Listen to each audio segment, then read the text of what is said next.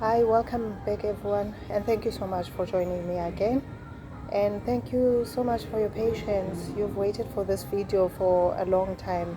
Thank you to those who contacted me and called me asking when is the next part coming. And my apologies, my sincere apologies for not recording and posting this on time as promised. A lot has happened in between, but thank God we are here. My name is Nomonde from Nomonde Champion Change, and this is part 2 of our series on the importance of research in business. If you watched part 1, you'll remember that I shared my lived experience around the 2010 FIFA World Cup and how excitement, hype, and passion led me to make very expensive business decisions without proper research. Today, we're going deeper than the past video. So in this video, I want to help you understand what research actually looks like in practice and how you can move from information to intelligent action. Because research is not just about Googling and feeling motivated. Research is not watching 2 or 3 YouTube videos and thinking you're ready. Research is a process, and that process protects you. Research is a necessity to every startup. Let me start by correcting a very common mindset. There is a common mindset that many people think that research is for big businesses, it's for corporates or people with degrees. That's not true. That is not true. Research is even more important for small businesses and startups because small businesses cannot afford big mistakes. When you don't have millions to lose, you need information to guide you every step of the way. Now, let me ask you a very honest question. How many people do you know that starts a business because they like something? I like baking, therefore let me open a bakery. I like fashion, so therefore let me start a clothing brand. I like driving, therefore let me start a transport business. There is absolutely nothing wrong with liking something, but liking something is not the same as understanding the business behind it. Liking something is not the same as understanding the business behind it. But research forces you move from emotion to logic. And yet when you are in the stage of liking, that's where you are in the state of emotion because you're doing something that you're feeling something about. But now if you move it from one step further, from emotion to logic, then you start with your research. Research will help you with logic. Now, here's one of the first things research does. When you do research, you solve, it tells you whether your idea is business or just a hobby. That's one of the first things that it does. Before anything else, it tells you whether your idea is a business or just a hobby. Whether your business is solving a problem for people who are willing to pay or not. It helps you answer questions like, who exactly has this problem? How are they solving it right now? Right now, as I'm talking, there's people who have the problem that you want to solve. But for you to be able that you can meet the gap or not, you need to know how are they solving it currently? Why would they choose me instead of the others that are out there? Can they afford my solution consistently? If you cannot answer these questions, you are not ready to invest your money. You are not ready to take your money and invest it on that idea.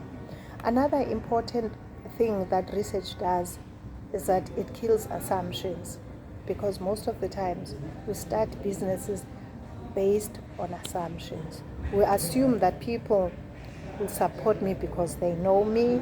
We assume that my product is unique. We assume that there is enough space for everyone. Remember, I told you about when I started a tourism business, assuming that it's 2010 and there's going to be lots of tourists, and therefore my idea will go well because there's going to be a need. I based my business on assumption. But if you do research, you'll understand whether people will support you. You'll understand if there's enough space for everyone. You'll understand if I do it well, customers will come or not.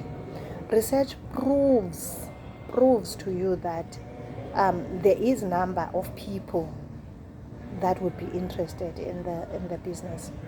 It shows you numbers, shows you behaviors, it shows you patterns of the solution that you want to bring. And sometimes research will disappoint you. Let me repeat that. Sometimes research will disappoint you, but here's the good news.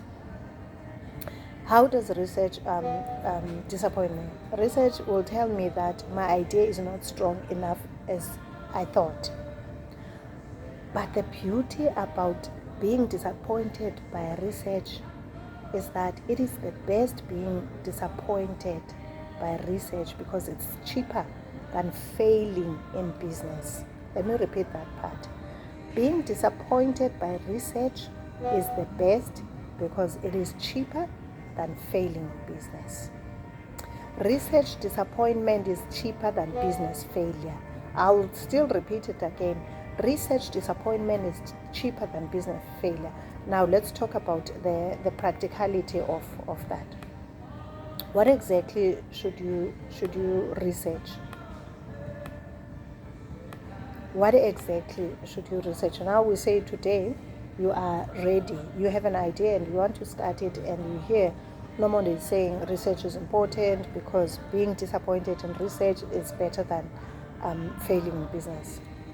First thing that you need to research is the customer. A lot of people jump onto researching the competitor. Yes, the competitor is very important. It's very important for you to know who are the other role players out there. But the most important thing are the people that you want to serve. Before you research competitors, before you research pricing, you research the customer. You need to understand the type of person that you want to satisfy. Not everyone is your customer. Not everyone, you need to be very specific when you're dealing with a customer. Who exactly are you going to be serving? Ask yourself a question like, what age group am I going to be servicing? What income level am I going to be servicing? What's the location? What are their daily challenges? What are their buying habits? That's another important aspect of research that you need to know, because you need to know exactly the person that you're going to deal with. Why? What is it that they complain about? Sorry, I meant to say, what is it that they complain about? What is it that they value the most? Do they value convenience? Do they value pricing? Do they value quality? Do they value speed? What exactly do the people that I want to service value the most? If you don't understand your customer, you will struggle no matter how good your product is, because you don't know the type of person that you will be servicing. Okay? The second most important thing that you need to do research on is your competitor. Remember, the first one we said is the customer. Now the second one is the competition. The competition is not your enemy. Your competitor is not your enemy. But your ignorance is, unfortunately. Your ignorance is your enemy. Your competitor is not your enemy.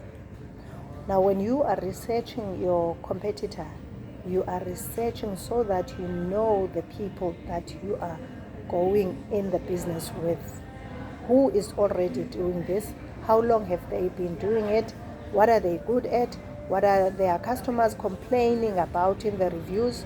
How are they pricing? Where are they located? And so on. Research helps you find gaps, not copies. It helps you not become a copycat.